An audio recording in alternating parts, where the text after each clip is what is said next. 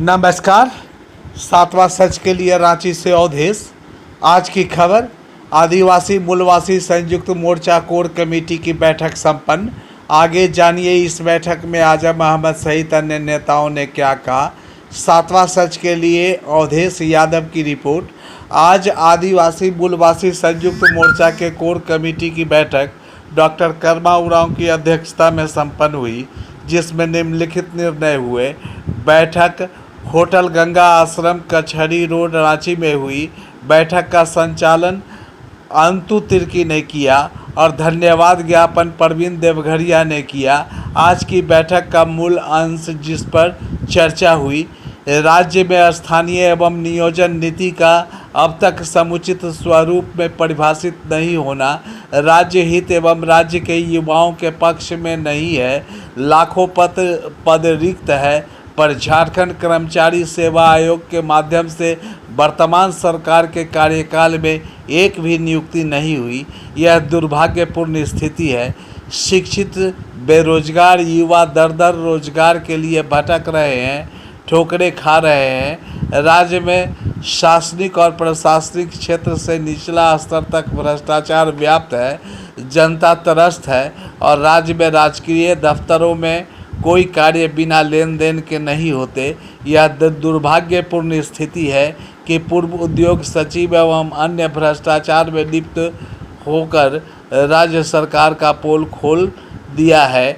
31 अगस्त 2022 को रांची में आदिवासी मूलवासी संयुक्त मोर्चा का वर्षगांठ आयोजित होगा और राज्य के ज्वलंत मुद्दों तथा उपयुक्त मुद्दों पर चर्चा होगी और सशक्त आंदोलन के रूपरेखा तय होगी। आज की बैठक में मुख्य रूप से अंतु तिर्की, आजम अहमद, विभयनाथ शाह, प्रवीण देवघरिया, दिनेश उरांव, बलकू उरांव, धर्मदयाल साहू, देव सहाय मुंडा, सुरेश कुमार, रिंकू खान, इजराइल खालिद, इसमें श्री आजम अहमद, श्री अजय कुमार मंडल सहित अन्य लोग उपस्थित थे तथा इस बैठक को उक्त नेता गणों ने संबोधित किया। आगे सुनिए आजम अहमद सहित अन्य नेताओं ने क्या कहा। धन्यवाद। आदिवासी मूलवासी संयुक्त मोर्चा के तत्वावधान में चलने वाले आंदोलन के बाद ही ना ये आई। हम लोग 31 तारीख को अपना स्थापना दिवस मना रहे हैं, जिसमें तमाम दल के लोग उसमें सम्मिलित होंगे, अपने विचार रखेंगे, बात रखेंगे। उससे पहले अपनी सरकार से ये मांग करते हैं कि घोषणा पत्र में दिए हुए चीज़ को अमल में लाएं और यहाँ के नौजवान जो है भटके नहीं, गलत दिशा में जाए नहीं, उग्रवादी आतंकवादी बने नहीं। इसलिए कि हमारा झारखंड के, मेरी माँ, मेरे परिवार के लोग अपने बाल बच्चों को शिक्षा दीक्षा देने के लिए, सरकार में नौकरी पाने के लिए जेवर और जमीन तक बेचने का काम किया। उनकी उम्र पास हो रही है, वो एक दिन उम्र पार हो जाने से उन नौजवानों का भविष्य बर्बाद हो जाता है। मेरे माटी को बेटा को ये सोचना होगा, हेमंत सोरेन को, कि अपने घोषणा पत्र में दिए हुए जो नीति की सरकार यथावत रही यहाँ पर कई बार, और मेरी सरकार से हमारी मांग है कि आप माटी के बेटा हो, पार्टी के बेटा हो, आंदोलनकारी का बेटा हो, तो आपको कम से कम मान सम्मान, पहचान, पेंशन, नियोजन आपको तय करना होगा। आपको घोषणा पत्र में, हम उस पार्टी के हैं जहां पर हम जाते हैं तो मुझसे पूछते हैं कि हमारा घोषणा पत्र में जो था वो आज लागू क्यों नहीं हो रहा है। मैं समझता हूं अपने पार्टी और अपने माटी के बेटा को कि 2 साल कोविड में वो फंस गए, अभी लगातार संघर्ष कर रहे हैं। तो ये संघर्ष में मुझे पूरा उम्मीद है कि जो 2 साल बचा है, हमारा मुख्यमंत्री हेमंत सोरेन इनको संज्ञान में रखे हुए हैं, तो तुरंत ही एक स्पेशल विधानसभा सत्र बुलाए, जैसे पहले बुलाने का काम किया था हमारे आंदोलन के माध्यम से। आपने देखा होगा कि 2 महीना पहले मैं उसके तरफ से नहीं बोल रहा हूँ, मैं यहाँ की जनभावना की तरफ से बोल रहा हूँ। क्या हालत है, ये कैन बी एनीथिंग बट ये परिस्थिति कैसे पैदा होता है। उन्हीं लोग को जो नोट पानी व्यवस्था कर से आज देख रहे हैं ना, इंडस्ट्री विभाग की स्थिति क्या है।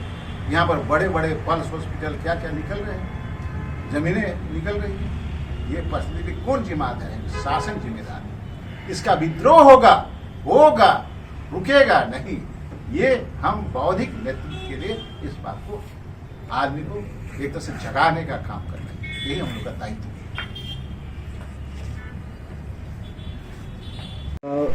जो उन्होंने अपने घोषणा पत्र में लिखा था सब कुछ, वो अभी तक पूरा नहीं हो पा रहा है, खासकर स्थानीय नीति, नियोजन नीति। तो क्या कुछ कहना चाहेंगे? देखिए, झारखंड की सरकार जिस मुद्दे पर यहाँ बनी है और उन्होंने अपने घोषणा पत्र में भी उन्होंने लिखा था कि हम जैसे ही सरकार में आएंगे स्थानीय नीति बनाएंगे और यहाँ जितने भी बेरोजगार युवक युवतियाँ हैं, जो बेरोजगार हैं, पढ़े लिखे हैं, वैसे लोगों को रोजगार देंगे, उन लोगों को सरकारी नौकरी देंगे। इन्हीं बातों के साथ इन्होंने जनता से वोट लिया है।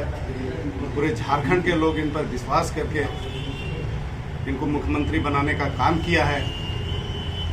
और यही बात को लेकर पिछले सरकार जब अर्जुन मुंडा जब मुख्यमंत्री थे, वहां से भी इन्होंने स्थानीय नीति। तो झारखंड की जनता, यहाँ के लोग माननीय मुख्यमंत्री हेमंत सोरेन जी के नेतृत्व में जो चुनाव लड़ा गया, उसमें इनको मुख्यमंत्री के रूप में देखा और सभी लोगों ने जमकर समर्थन दिया और आज माननीय हेमंत सोरेन मुख्यमंत्री बने हुए हैं और इनसे बहुत उम्मीद हम लोगों को है। लेकिन सरकार बने हुए लगभग 3 साल होने को है। ये 3 साल में आज तक स्थानीय नीति, नियोजन नीति नहीं बन पाया है और यहाँ के जो पढ़े लिखे युवक युवतियाँ रोजगार के लिए दर दर भटक रहे हैं, दूसरे प्रदेशों में जा रहे हैं। और तो और जो यहाँ बाहर के लोग यहाँ संविदा पर नौकरी कर रहे हैं, कॉन्ट्रैक्ट पर नौकरी कर रहे हैं। जो बात चल रही है, पिछले दिन अखबार में आया था कि वैसे लोगों को अस्थायी किया जाएगा। इसका भी हम लोगों पूरे जोर शोर से हम लोग विरोध करते हैं कि वैसे लोगों का अगर आप अस्थायी करेंगे तो यहाँ के भूमिपुत्र हैं, यहाँ के जो मूलवासी हैं, यहाँ के जो आदिवासी हैं, वो लोग कहाँ जाएंगे फिर? वो कॉन्ट्रैक्ट में तो बाहर के लोग हैं, बिहार के लोग हैं, यूपी के लोग हैं, बहुत जगह से अलग अलग जगह से आकर लोग यहाँ कॉन्ट्रैक्ट पर यहाँ काम करते हैं, किसी विभाग में नौकरी करते हैं। वैसे लोगों को अस्थायी कर दीजिएगा तो यहाँ के लोग जाएंगे कहाँ? क्या इसी दिन के लिए ये झारखंड राज्य का निर्माण किया गया था? क्या इसी दिन के लिए हमारे बाप दादाओं ने और हम लोगों ने झारखंड अलग राज्य की आंदोलन किया था और अलग राज्य बनाया है? ये बड़ी सोचने की बात है। अगर इसी तरह से अगर ऐसा रहा और आने वाले जो 2 साल के लगभग अब बचा हुआ है सरकार, इस पर अगर सरकार अगर स्थानीय नीति और नियोजन नीति नहीं बनाती है तो फिर हम लोग आगे सोचने पर मजबूर हो। साल से आप सरकार से एक ही मांग कर रहे हैं, नियोजन नीति, स्थानीय नीति और साथ साथ में यहाँ के जो स्थानीय लोगों को अधिकार मिले। कितना अमल हो पा रहा है और क्या कुछ बातें आप रखना चाहते हैं सरकार? देखिए, आपको समझना होगा, झारखंड बनने से पहले भी हमारे पूर्वजों की कुर्बानी के बाद अलग राज्य हुआ। हमारे पूर्वजों की मांग थी झारखंड की जल, जंगल और जमीन और यहाँ के नौजवानों का भविष्य। वो आज भी मांग है। 21 साल गुजर गए, 22वां साल प्रवेश कर गए। 21 सालों तक जो हमारे साथ अन्याय हुआ, जिसमें CNT, SPT और पेशा कानून की लड़ाई लड़ते रहे, हमने बाहरी शक्तियों को मजबूर कर दिया घुसने के लिए और हमने अगले साल ही, कुछ साल पहले ही हमने भाजपा की सरकार को यहाँ से हटाने का काम किया। हमने झारखंड बनने के साथ डोमिसाइल की लड़ाई लड़ी। लगातार हमने संघर्ष कर रहे हैं। हमारे तमाम साथी जो आदिवासी मूलवासी संयुक्त मोर्चा आज की लड़ाई में, आज जो हमारे प्रेस कॉन्फ्रेंस में, उसके तत्वाधान में आपको आगाह किया जा रहा है कि हमारी लड़ाई आज से नहीं, झारखंड बनने के साथ साथ लड़ाई लड़ी जा रही है।